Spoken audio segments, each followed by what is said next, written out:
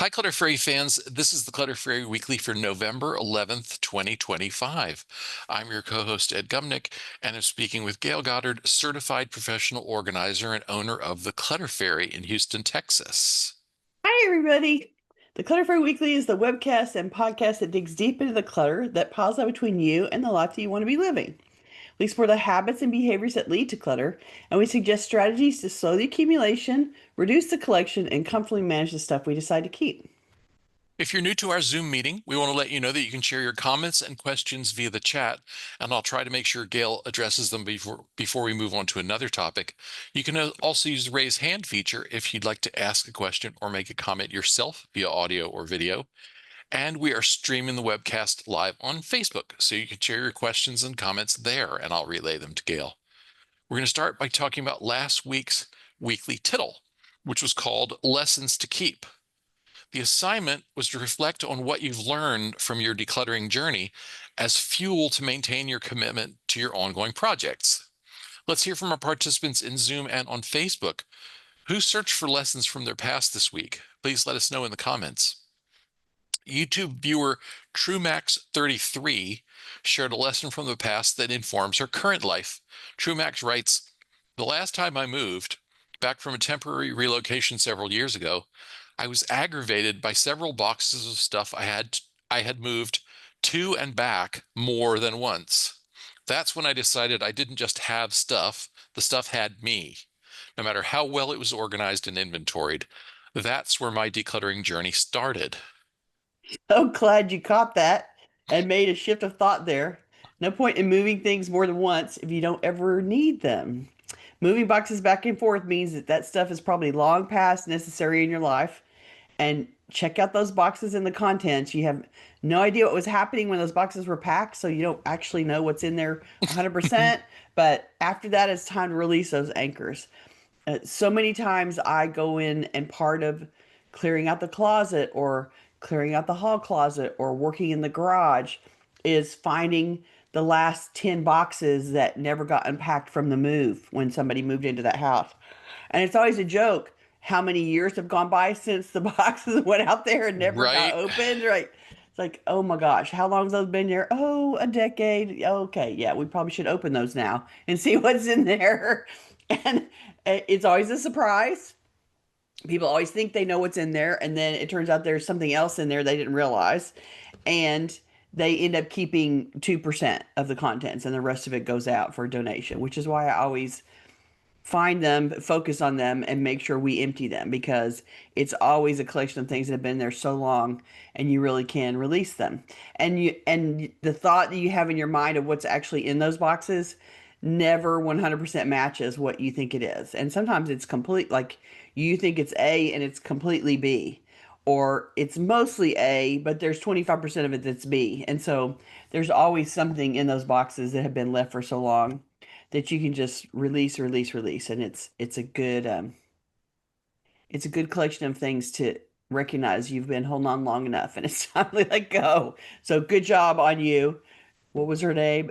True Max. True Max. Good job, True Max, for figuring that out and letting it start your decluttering journey. It was a perfect place to start. Like this one a lot too because I joke all the time that my vision was the first thing to go as I got older, and I forget what the second thing was. And I read an article this week about, recent research into the fallibility of human memory. And we all think, our natural tendency is to think of memory as this sort of recording, VCR type recording of what happened. Yes, And yes. of course, it's not like that at all. It's entirely colored by what the mood we were in at the time the thing happened and the level of excitement.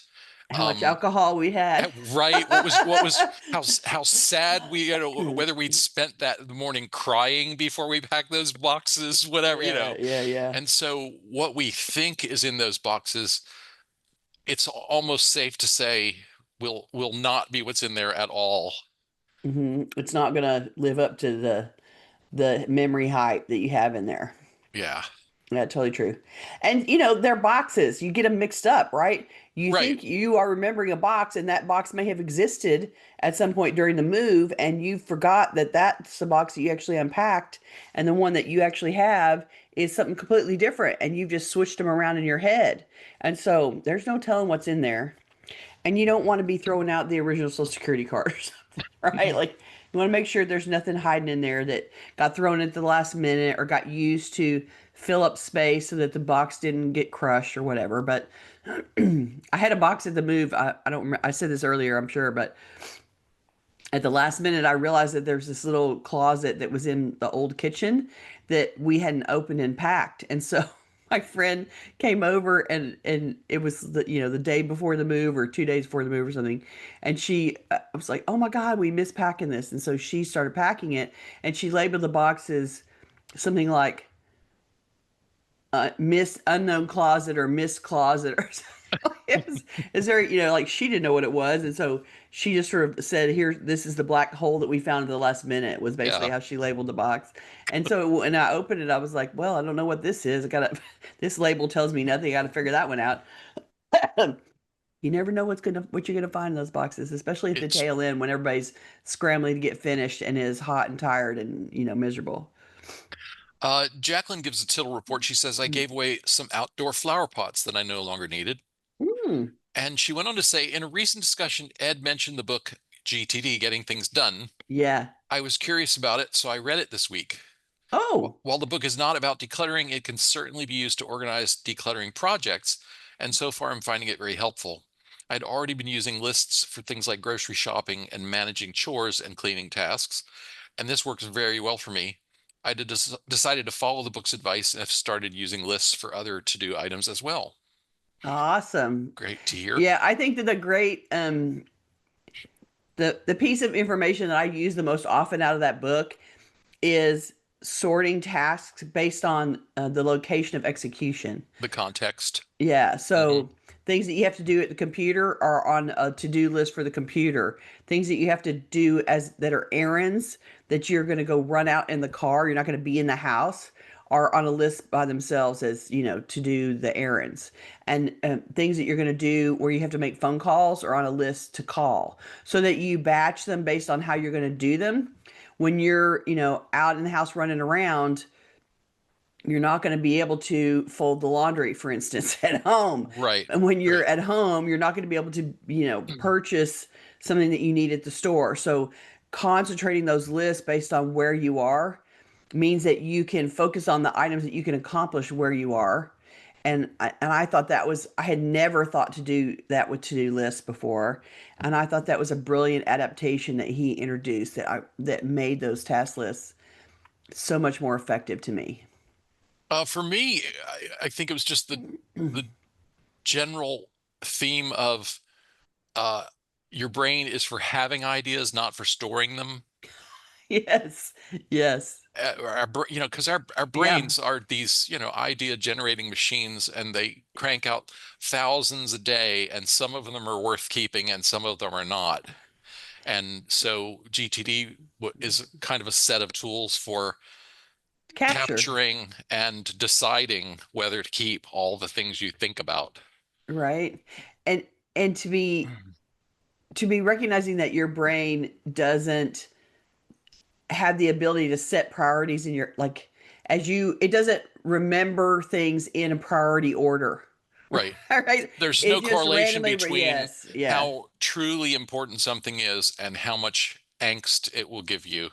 And how much you remember it or not, right? Like Right, the right. How your much, brain just randomly remembers stuff, and some of it's important and some of it isn't. And thinking that your mind is going to store the priorities and remember them in priority is a fallacy. And so you have to have the list to create the priority, and that was a important point of view as well from him.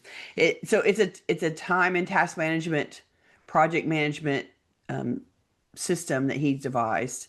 yeah. And basically it's like how to manage your task and keep up with them and not lose track of them and execute them in order of priority for your life and your work and et cetera, et cetera.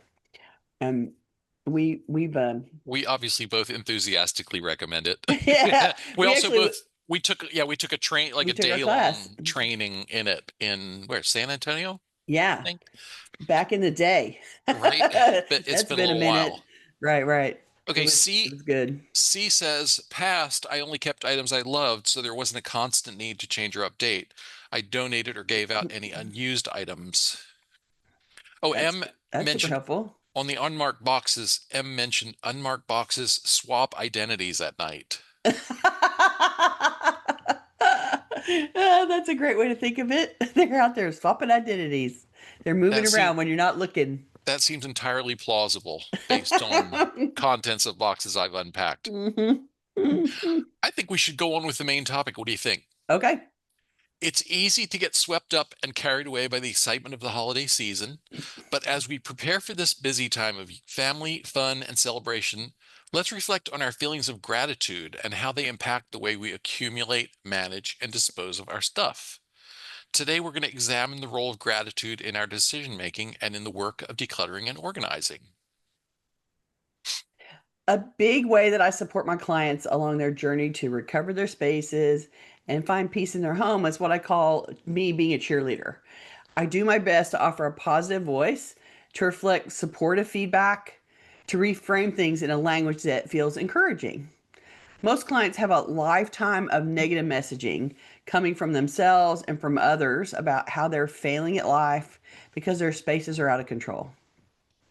And I try to be the antidote to those messages, offering a new voice against what's been sounding for so many years before.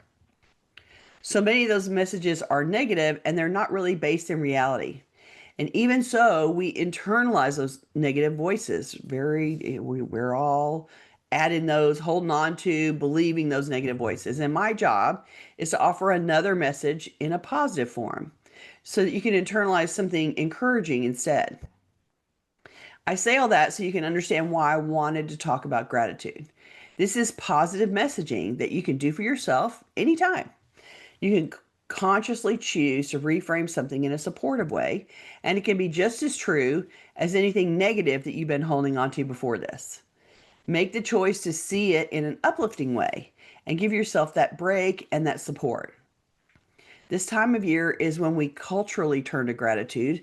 So, in the spirit of the season, find some things to express gratitude about, especially related to your organization and decluttering efforts. Ed did a really great job of framing questions that you can easily answer from a grateful point of view. And we offered those questions in our survey. So let's see how you wrote some statements of gratitude for yourself this week. Okay, we for our first question, we asked our audience to express your gratitude for something in your home that you intend to keep indefinitely. How does it support the life you love? And this seems like an obvious one, and of course people do come in with some of the very obvious answers like, I'm going to go ahead and keep my family. I'm going to go ahead and keep Right? my bed. Right. But we get some less obvious ones too. Noreen says, statue my grandmother had of an Irish policeman. My mother kept it when she died, and my mother's sister kept it when my mom passed away. My aunt, the last surviving member of that side of the family, passed 2 years ago, and my cousin saved it for me. Makes me smile each time I see it. That's a lot of memory passing through many women in your family. I can feel the through line for sure. I can see why you smile when you look at it, and that's how you should feel about everything in your house. That the fact that you look at that and you smile and you think of all those women in your past, that's the exact kind of thing you want to have in your house. So good job. I'm glad you have it. Therese Marie says, my race shirts and trophies from SUP Racing. I had to look that up. I was like, what is SUP Racing? Stand-up paddleboard Oh, racing. okay. I remember the challenges leading to winning against all odds. Seeing them makes me live the period again and again. That really sounds special. You remember the struggle and the reward both, and it provides memories that can give you empowering feelings each time you think of them. You can recall those experiences and be really grateful for living them and remembering them. I really like the idea of I did this, I did it in a competitive way. I had to train and become an expert. I had to struggle and grow and enhance my skills. And so she's describing how she remembers all of the things that went into doing and being that person and arriving in that place of getting awards and being successful at it. And I think that's really awesome. And that sounds like a perfect thing to be grateful for the experience. You're grateful to be able to see those things and remember them. And I thought that was lovely. Perfect thing to be grateful for. Becky says, I'm thankful for a table that we purchased last year for our new home. It's a user-friendly, cluttered kitchen table. We sit here every day with our grandchildren and do a myriad of things, including sitting in Poppy's lap to watch videos, eating Oh, meals, doing homework, art projects, and prayers together. It's getting dirty as we have toddlers, but life is good and the table can be cleaned. I love that description so much. You love that table because of all the loving family moments that are taking place around that table. Really get why you feel grateful for it. And I can totally see the little kid sitting in Poppy's lap watching the videos. That makes perfect sense. And how great that that piece of furniture became a part of your family life and you guys are enjoying it and making use of it every day. And that's awesome. Well, and it's all about her, her appreciation of it is all about how well it supports their life, Yes, exactly. It's doing what it needs to do. which is what we're looking for from our stuff. 100%. Carla says, as long as I can read and hear the photos and recordings of my son and grandsons. Oh, That that's the love of grandma. right? That gratitude for family that you really love is so important. And being able to see the photos and hear recordings, like now you can be taking videos and you can have the sight and sound of your little grandkids from, I mean, you can have that forever when they're way past being adults. You can still play that video, which is awesome. The things that we can do now that we couldn't do back in the day. So I'm that's really wonderful. CEE, that Yeah. is is grateful for a secretary desk. As I declutter, it offers the right amount of organization and workspace for monthly work. Best part, I can close it and paperwork is out of sight. Peaceful. I would only need one or two storage bins for items not needed on a regular basis. Isn't it great when you have the piece of furniture that works for you and does what it needs to do? Good workspace with ability to stash things away when not in use. You got to love something that functions really well like that. And it sounds like for the look that you want and the functionality that you want, this desk is doing exactly what it needs to do in your house. And so that's the kind of furniture you want to have in the house. It needs to be something that is supporting your life and providing you with something that you need to use and do in the space. And that's awesome. Sarah says, I have a bunch of cool glass jars from when my grandma passed away. They're useful and I get to be reminded of her daily. Just the way that you wrote this sounds like you're smiling as you write it. It's a cool thing to be grateful for. Grandma had glass jars and they remind you of her and you're using them every day and that's awesome. That's the kind of stuff you want in the house, right? You want things that reflect love and good memories and make you feel good about the stuff that's in your space. Ellen says, my now small collection of favorite kids' books. It brings back memories of sharing those stories with my kids and as a conversation starter with my grandkids and some visitors. I cut my CD collection by more than half, but don't plan to go any further for some time. It's a very eclectic collection, and much of it is no longer available anywhere. I live alone now, so I can blast music and sing along while I cook or do dishes with no one to object. That sounds perfect. You have things you're enjoying in your house and soundtracks to back you up while you do chores, plus the kid books that you can still relate to in a loving way. Those are all perfect things to have in the house. And I love it that I have a CD collection and I'm playing it while I'm doing chores. I'm listening, I'm singing along and making myself happy. And isn't that the whole point of having that kind of stuff? So good job. Okay, the next survey question we asked our viewers and listeners was to describe someone or something that has helped you on your decluttering and organizing journey. This may be an idea, a story, a book, a person, a resource, etc. And Lisa's response was the main thing that has helped in decluttering is a feeling or the need for lightness. I will feel or sense that there is just too much. I need space and air to mentally breathe. It's really great that you have an internal warning system that you can respond to when there's too much stuff in your environment.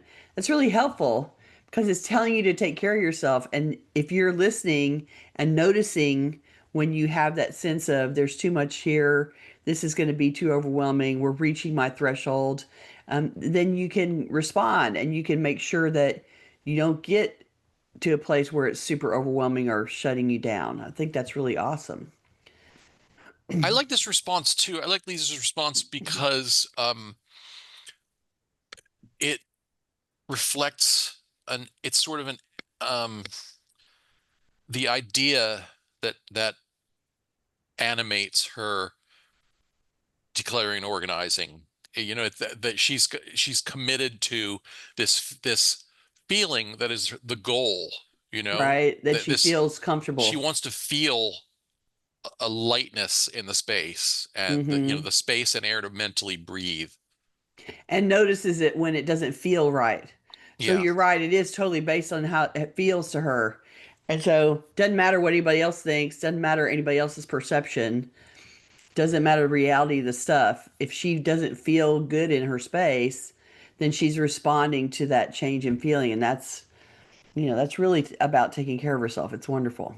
It's sort of she sort of created like a touchstone for Yeah, herself, you know, yeah, like yeah, yeah.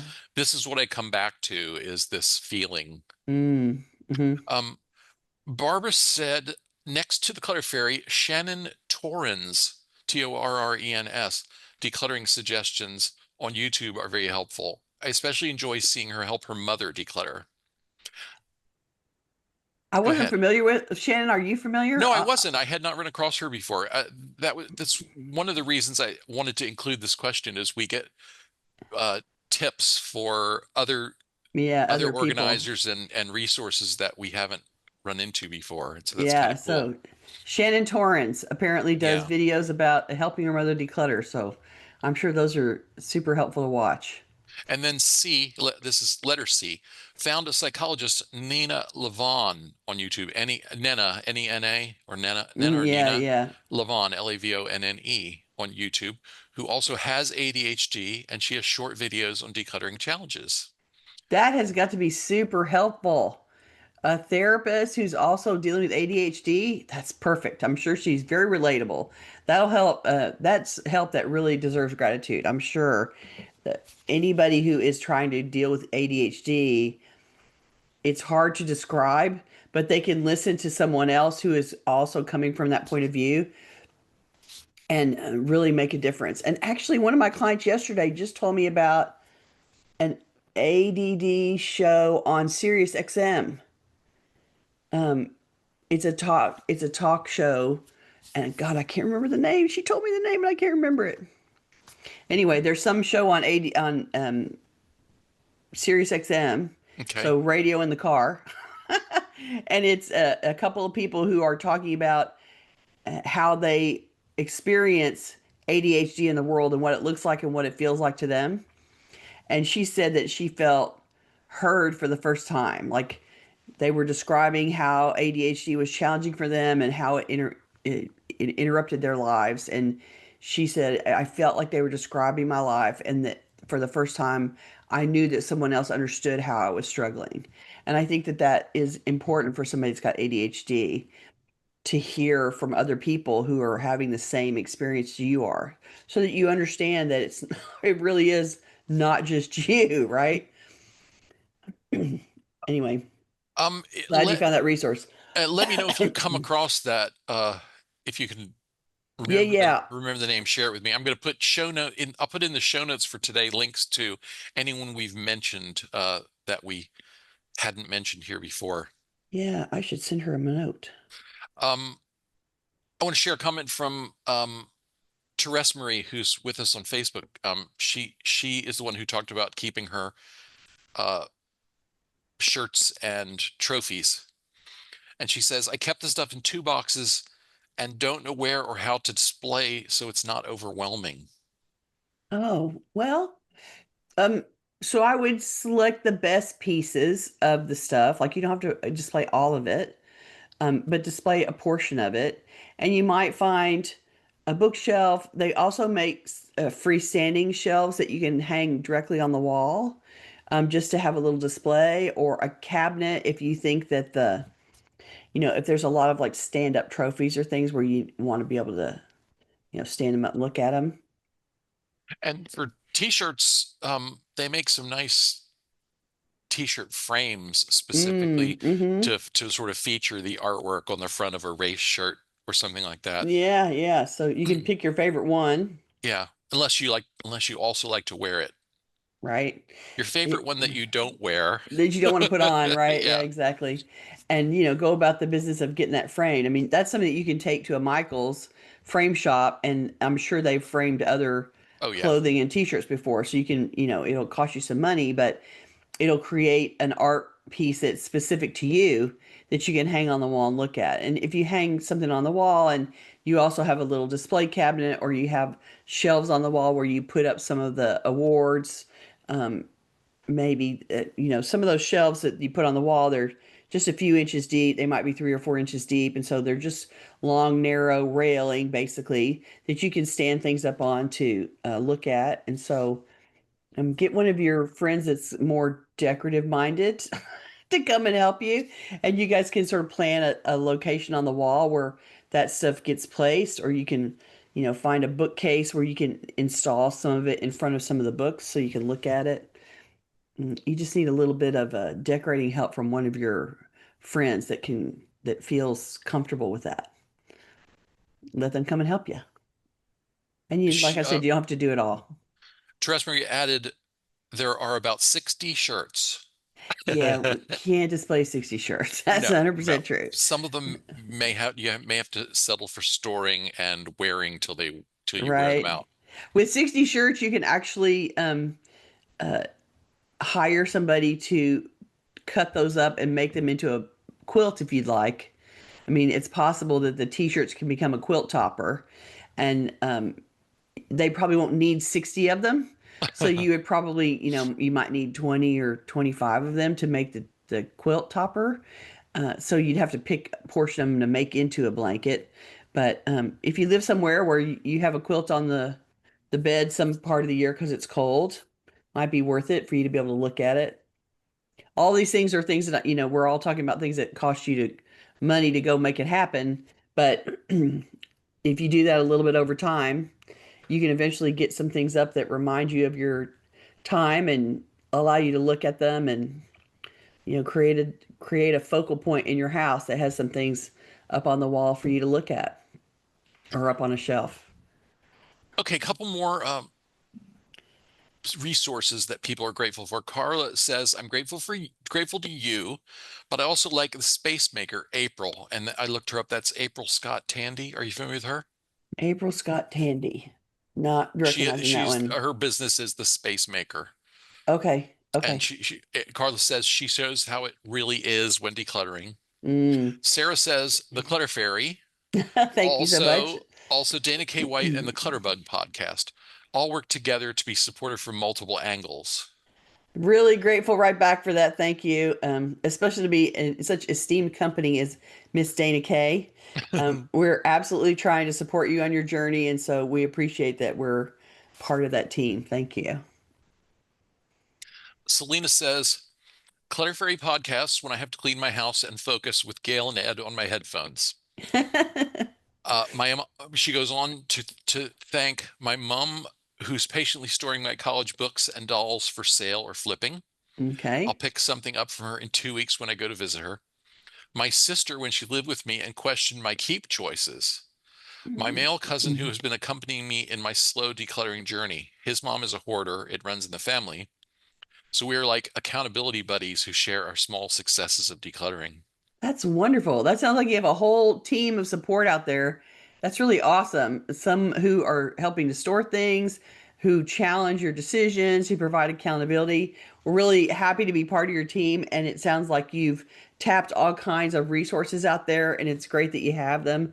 I see why you feel grateful, because that's a lot of support in all kinds of angles on your decluttering journey. That's awesome. Leela says, my mother and I are a dynamic decluttering duo. It's dangerous to leave the two of us alone in one of our houses. LOL. I thought that was funny when I read it the first time. Being part of a team that work well together makes it so much easier to get stuff done. So that is a thing to be grateful for. It's, not everybody can do this work with their mother. Like I Right. have like that has been a sticking point for many a client of mine. Like trying to have their mother or their sister come and help them, and it's just like I can't deal with mom when I'm so the fact that you can work together with her with on it and the two of you guys can help each other, that's awesome. Well, Count count yourself lucky. she when she says it's dangerous to leave the two of us alone in one of our houses, that's it's great to find someone who really embraces and supports what you have decided to commit to doing. Mm, To have that kind of support is really yeah. wonderful. And that it's clearly she implies that it's fun, that they're having time together, they're doing a good job, they're accomplishing what they want. And that's really a relationship to be grateful for sure. Danetta says, I'm grateful for my husband's patience. Mm. I hired an organizer to help with papers and bags and boxes, but it was an agonizing process that I never wanted to repeat. Little by little, and revisiting previously decluttered piles and folders works best for me. I'm slower, but I don't just file papers. I have time to think about and discard papers as well. I've read almost every book and listened to almost every podcast on decluttering.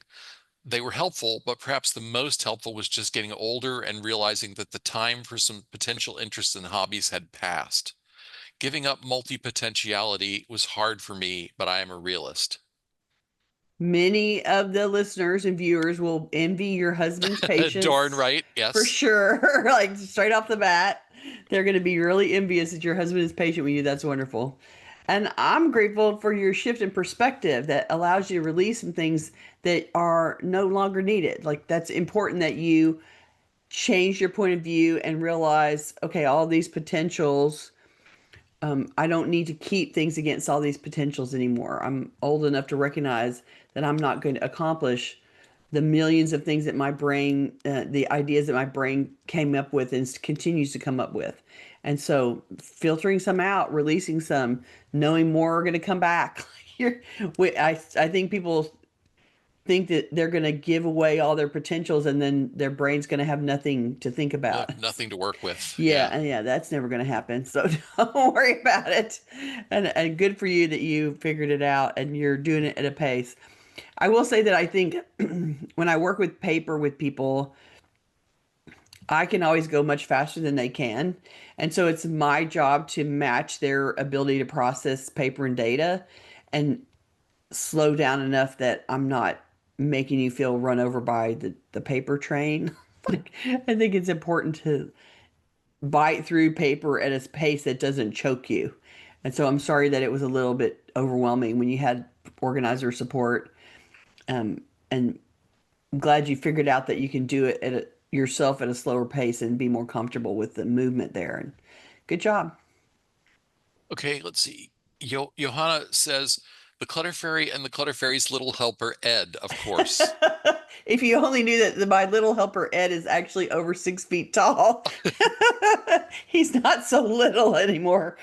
Also, Marie Kondo in a huge way. Mm. When I left my husband, I moved from an 1,100 square foot apartment into a 110 foot, yes, shoebox apartment in an attic.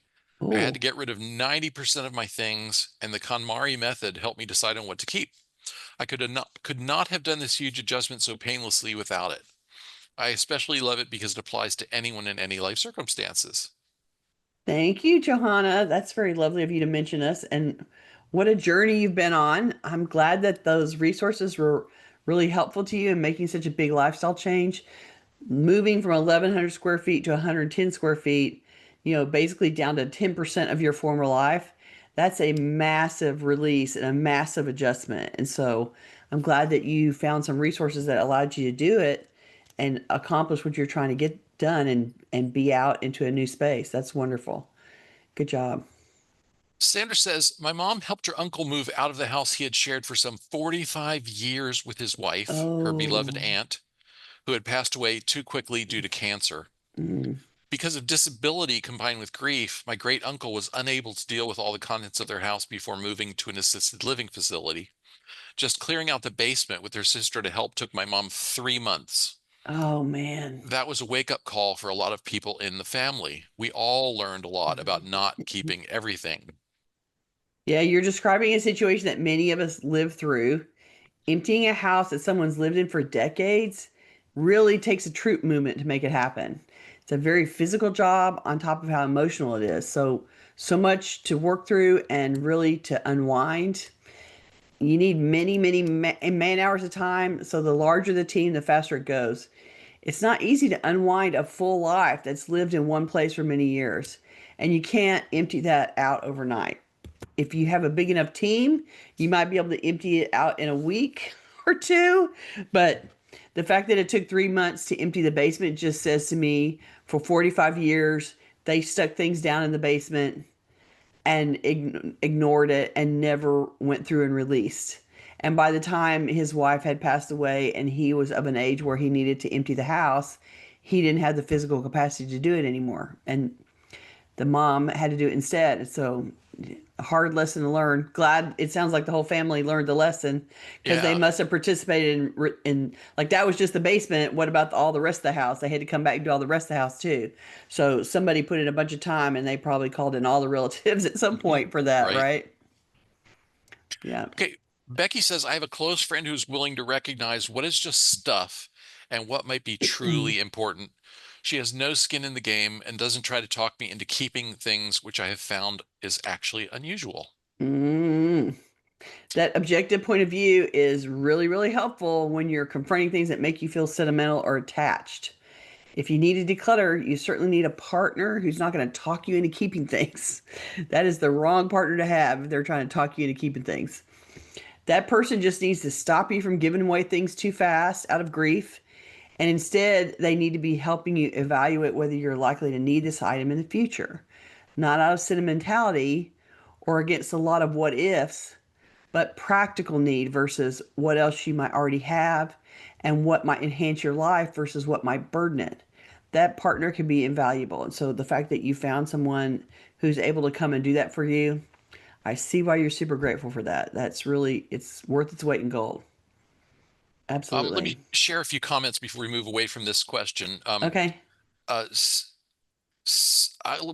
Gabriella said, I recently decluttered, and she put decluttered in quotation marks because what she did was she turned it from clutter back into something useful. Ah, She says, I okay. recently decluttered a UFO by completing it. Ta-da! I'm Excellent. I'm grateful for being able to wear this beautiful espresso colored 100% alpaca sweater that fits perfectly. There you go. The UFO had been sitting around for months, i.e., as clutter. Now that I'm able to use it, it has ceased to be clutter. The paradox, I successfully decluttered something without it leaving the house. There you go, right? And you benefited from your own hard work. Like I know that sweater wasn't UFO is unfinished object. It's a crafty term for unfinished object. Yeah. So having that sweater become it was all of your hard work and you did all of this the knitting that needed to be done to make it happen and then getting it to the end and being able to wear it. That's the whole point of doing the knitting to begin with, right? And so good job that you reclaimed it. I'm so proud of you. Um, Deborah and Jackie chimed in about Shannon Torrens. Jackie says, Ah, watch Shannon all the time. She's great. And cool. Jacqueline says, Dana K. White's advice to do the dishes. That helped get my kitchen under control, which gave me back enough time to really get traction on decluttering. There you go. Because the kitchen is so active and you have to be in it every day, several times a day. And ignoring the kitchen is just destined to become a mess. So if you can conquer that reluctance to get the dishes out of the way every time you use the kitchen, then you really do give yourself back some time to do focus on something else. So good job.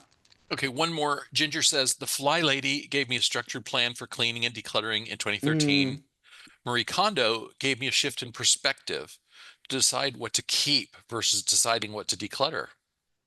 yes. prioritizing what is really valuable and important to you, what brings you joy, right? Everybody Right, laughs right. about the concept of bringing joy, but you're focusing on what brings you joy versus what is just there for, whatever reason, right? And so she allowed you to pull out the 25% that's the cream of the crop and release whatever else doesn't make that cut. It's a good point of view to shift to. Okay, our third survey question, we asked our viewers and listeners to describe something that you're grateful for having been able to declutter and release from your life.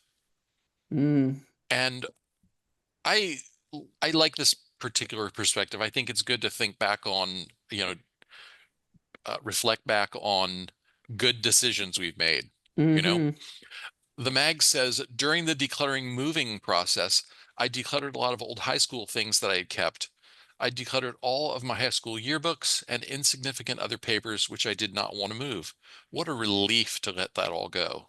That's a really good one. We all dragged that high school stuff around for a while, and it's a big relief to let it go. I think that as kids, while we're in high school, all of that seems super important and very of the moment, and we're not, all the experiences that we're having are all telling, and they're very monumental feeling, and Significant, yeah. yes, yes, yes. And so all of the stuff that mattered back then, you look back on it later and go, oh, really? I was, that was really all wound up about those yearbooks. But, you can release them when you're 30 or 40 and go, yeah, okay, they were important then and I don't need them now. So good for you for letting them go, right? Noreen mentioned old family pictures of people I never knew. Right? Because what's the point of those anyway?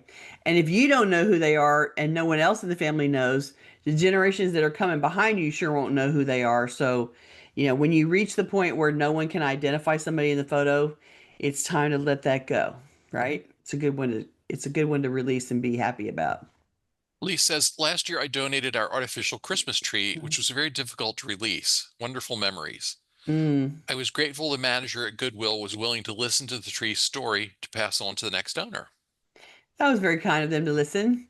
And you can imagine that a new family added your tree to their Christmas setup and they're loving it right now. So uh, just think of, you donated something and imagine in your mind the family that has it and is using it and getting some great use out of it. They got something of value from you doing that release. Sorry, it was hard to release the Christmas tree, but you must have done it for a reason, and you survived and lived to tell the tale. Becky says, so much and more to go. Selling home and moving provides many opportunities to declutter items. Hmm. Selling a home with a large yard filled with oak trees that were constantly dropping limbs, a yard that constantly needed attention, or the water system that needed attention, or replacement of aging appliances and HVAC. That is a blessing to have a smaller yard with a home with new appliances. Time is more precious to us, and moving has been such a blessing for us to be able to care for our grandchildren. That just sounds perfect. Grandkids will remember you spending time with them and love that time that they're spending with you way more than your stuff. So great that you release things that you no longer need. Great that you right sized your house to what is important to you and what you're doing right now, which is not a big house and a big yard, a smaller house and a lesser yard because you're spending your time with the grandkids instead. So I appreciate the shift in priorities there and that you made the house and the stuff match what was your new priority. Good job. Linda C says she's grateful for clothes that I gave to a woman's homeless shelter, That's a perfect women's place to homeless shelter. redistribute stuff, right? Like, how great. You know, those people are in crisis, you know that they're struggling, and you gave things away to somebody else to be able to use them. That's totally worth being grateful for. C says about 90% of items and paperwork from deceased relatives. Ah. Also began to get a great deal of my old paperwork out and control what comes in with a new system for incoming paper. So you can be grateful for the release and for the new system, the new paper system, both. And that can only enhance your life. I mean, when you figure out that A, you don't have to keep all the paper you inherited from your deceased relatives. right? There's so much paper.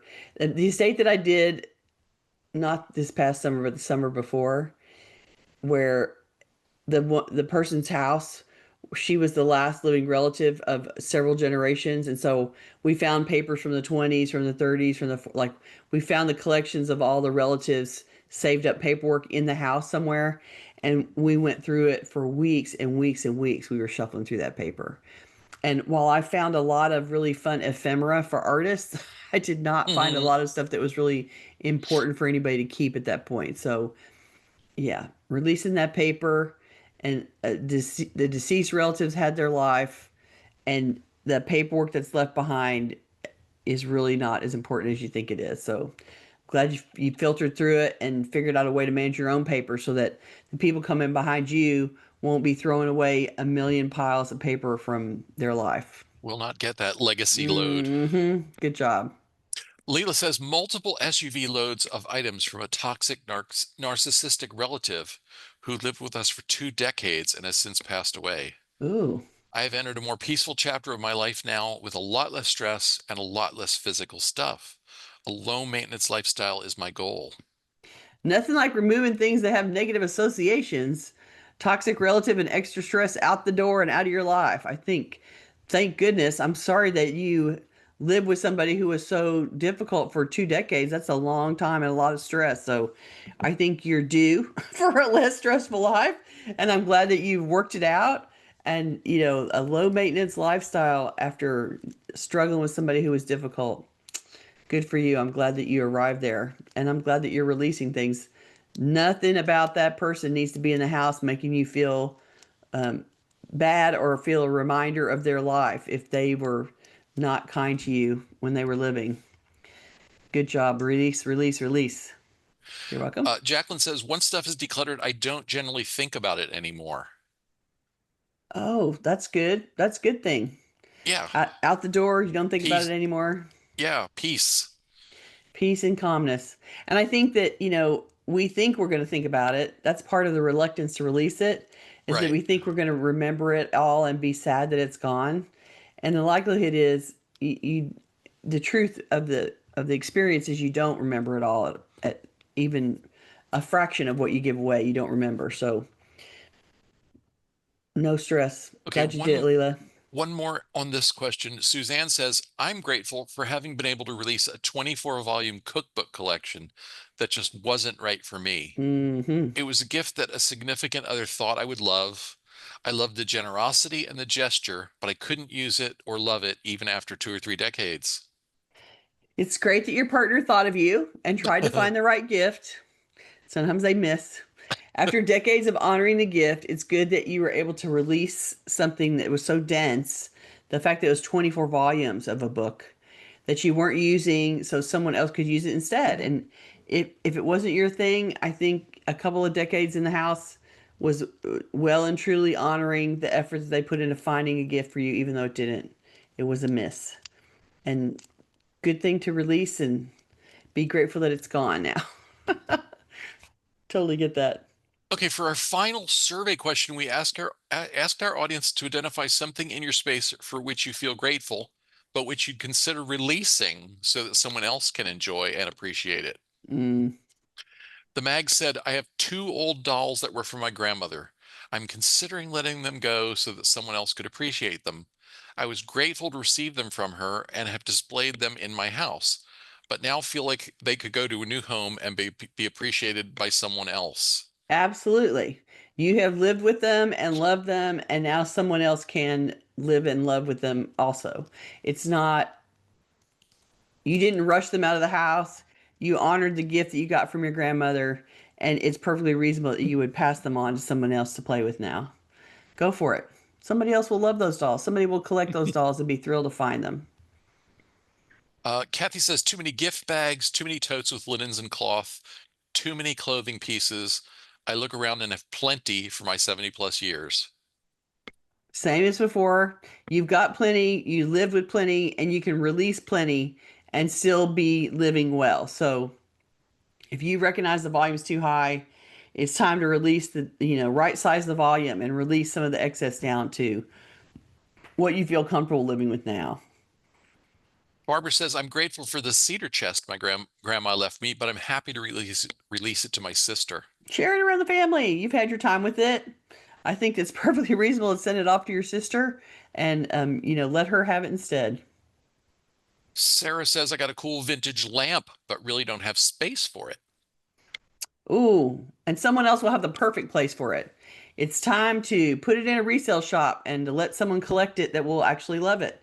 That's the kind of stuff that is perfect for a resale shop because somebody will be in there looking for exactly the lamp that size and shape to go in some place in their house, and there will be your lamp ready to go home with them. Let's see. Danetta says, I have a couple of oversized pieces of furniture that do not function as well as I had hoped. I've used them for years, but I am ready to give them away and buy smaller solutions. You definitely should shift to the smaller solution for sure. Once oversized is too big, it's time to release them into the wild. Big oversized furniture has a large footprint. It takes up a lot of space, and you can get some of that space back just by changing the size of the furniture that's in there. Good thing to do.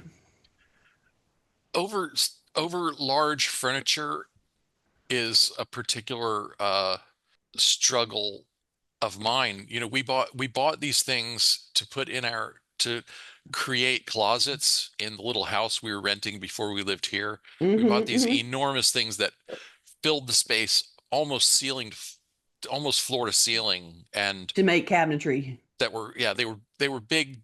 like They were wardrobe things. yeah they were kind of wardrobe things. They were odd. I guess they were really designed as sort of entertainment center or workstation. Oh, So okay. they had drawers things that rolled out, slid out, and places you could put a monitor and all sorts of things like that. Right, right, And right. like the whole 4 years that we owned them, I constantly thought about what is it going to take to get rid of them, because they're so big, they were so heavy, they were so much trouble to move, they were so much trouble to reassemble once we got them into the space. Yeah, yeah, yeah. I was so delighted that we found takers to haul them off. Oh, so you had somebody come and take them? We did, yeah. And That's awesome. they did all the work. Yay. Yes. That's worth it. Let's see. Judy says tools from my dad. It's really hard to release someone else's really valuable collection, but if it's not a collection that you would use, then it's time to release it to the next person who's collecting now. I think anybody that puts a lot of time and energy and effort into accumulating a category of stuff. Like my bead collection is an example. Nobody in my family is going to want my bead collection at the end. It's valuable and important to me, but I know that it's not going to be valuable and important to the people that inherit it. And so that's an example of, yeah, the value is with the person that accumulates it, not with the person who inherits it. So you have to look at it and go, if is this I know it was valuable to my dad, but is it something that I care about? And if you don't, if you're not into tools like he was, then he got the use and lived and loved his collection. He had his experience with the collection, and you don't have to keep having that same experience with the collection. You can say that was dad's focus and dad's joy, and it's not mine, and you can release it to the next person and let somebody else that's collecting tools have access to some of his cool tools.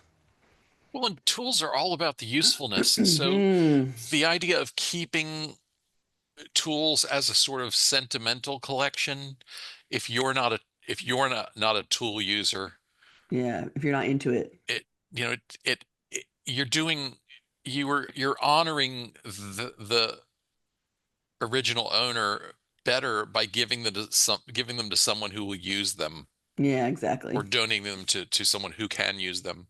Yeah. Uh, Johanna says pretty much anything that is just a backup. I just gave a bed frame that is only used as a guest bed to a friend who's moving into her first apartment. She will use it every day. I never have guests. And that's the perfect release, I think. We don't need as many backups as we think we will. So great that you took a piece of furniture that you were just making space for in your house that wasn't really getting used and giving it to somebody who's going to use it every day. Good job.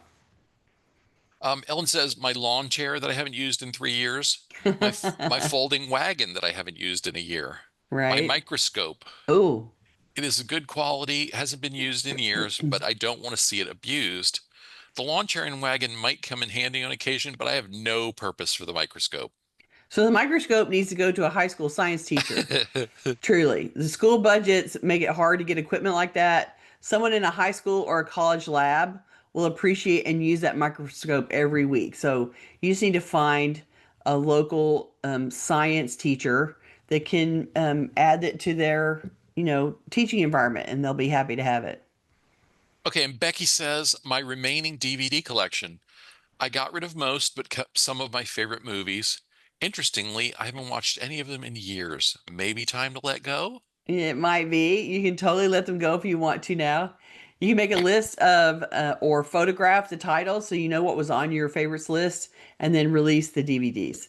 If you want, pop one or two of them into the player and watch them again before you release them. But you can always rent them digitally in the future if you feel the need to see them again. So release and be happy. It's time to let them go. Okay, we are just about out of time, so let's talk about next week. Okay. We are going to be back next Tuesday at the usual time. That is November 18th, and we're going to talk about decluttering to prepare for injury, illness, or disability. This is something that, can happen to any of us or, in our families. And so we're going to talk about what you can do to plan ahead for these things. Mm-hmm. Yeah, why don't you give us the tittle? Okay, this week's weekly tittle. How much backup do you need? This week's assignment is to evaluate items for which you're keeping backups in an effort to right size your stashes instead. So identify a few categories of stuff for which you've kept one or more backups. Areas that tend to accumulate a lot of backups include small appliances, linens, dishes, dishes, kitchen equipment, pantry, certain categories of clothes and toiletries and other personal care items. Answer the following questions about each item. How often have you had to rely on the backup? How many backups do you need for the category in question? For example, you could use a second vacuum cleaner if your primary one breaks down, but what's the likelihood that you would ever need a third vacuum cleaner? And I have seen that. Mhm. How much storage space do the backups require? And what cost or effort would be involved in replacing the primary item if you didn't have one suddenly? Reflect on whether you might safely reduce the number of backups you're keeping for any of the categories you've considered. Decide on the number of backups you're comfortable keeping, and then discard, give away, or donate any backups that exceed the limits that you've set. I think recognizing how many things you're keeping as a backup Mhm. is an important focus of I have multiples of this. How many of these multiples can I possibly use? And why do I feel the need to keep as many backups as I have? And that'll allow you to find some of the excess, peel some of the excess off, and deliver it on to someone else to use. Okay, if you're watching this on YouTube, we'd love for you to join us live. To get notifications about upcoming events, we invite you to join the meetup group by visiting cfhou.com/meetup. You can also follow us on Facebook by visiting cfhou.com/Facebook or join our mailing list by visiting cfhou.com/subscribe. We love to hear from our audience, so please keep your questions, comments, and topic suggestions coming on YouTube, Facebook, or anywhere that you find us. You can always reach us through our website at clutterfairyhouston.com. Thank you for joining us. We appreciate you coming and listen to us talk about organizing things every week, and we will look forward to seeing you again soon. Bye-bye. Bye.